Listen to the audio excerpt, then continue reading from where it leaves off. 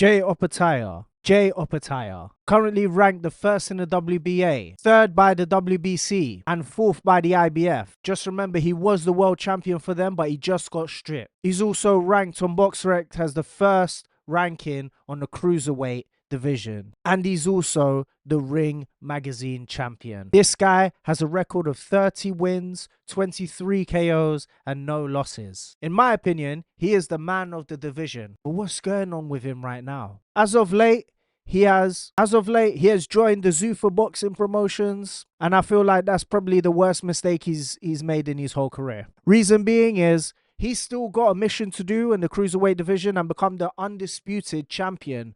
But being with Zuffa Boxing, that might hamper his chances. To unify the division, he's got to take the likes of Gilberto Ramirez, who is the unified champion in that division, and also David Benavidez, who is unified light heavyweight division. But I think he's going to come up, I'm not sure. These kind of contenders, he's got to fight the likes of Gilberto Ramirez, who is unified champion in the cruiserweight division. And then he's got other contenders to really wipe out any chances of anyone making an excuse that he didn't do enough in that division. But now that he's with Zuffa, it's really, really difficult to do that, considering that they have issues with the other world boxing organizations. With a brat like Dana White as the CEO of Zuffa Boxing, you can't get anything done. With his ideology and his UFC format, he's trying to bring it into the boxing world, and it just won't work. They even stated in one of these interviews that they're not going to be working with the other organizations, and that they're going to try and make their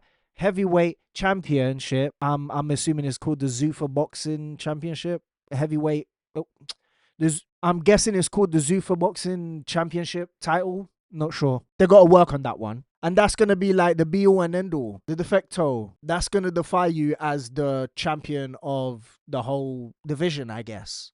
Without having to get the other titles. It's like a UFC format, basically. When you're the UFC, that means you're the elite. That means you're the best. None of the others can really test. And WBC, WBA, and all of them, man, they've been in this game for too long. They have their own format. There is already a boxing hierarchy. So I don't think it's going to be as easy. And considering Jay Opataya and considering Zuffa did make a big step in picking up a big guy like Jay Opataya to put on their promotion, to put in their ranks. Unfortunately, he was the first for the organizations to make an example of. Boom, straight away he got stripped by the IBF after he won his first match with Zuffa Boxing. And I'm pretty sure he didn't know that was going to happen. He was pretty shocked that he got stripped off. He was told that it was okay for him to go around with these, it was okay for him to be promoting, it was okay for him to put his belt on in the promotion of the Zuffa Boxing promotions. It was okay for him to use his belt as promotion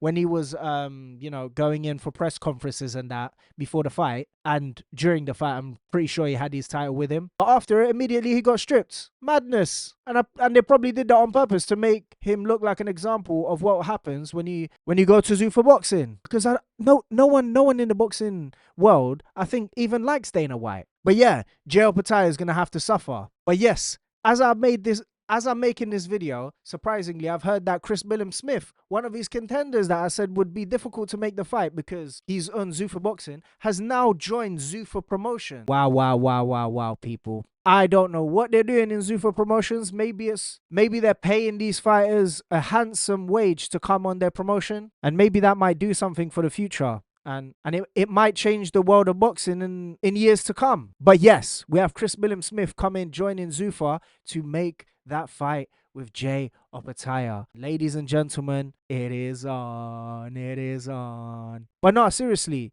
they made an example of Jay Opataya, and he hasn't been boxing much. He had one fight recently with that guy that he knocked out easily. We want to see him in bigger fights. We want to see him with the best. And we want to see him. And there is an idea of him going up to heavyweight. And we want to see that as soon as possible. I'm sure this guy can probably... I am a big fan of Jay Opataya. And I'm sure he can probably either make and probably complete the cruiserweight division, or at least attempt it and have a good run, because I think those fights will be entertaining nevertheless, regardless of who wins or loses.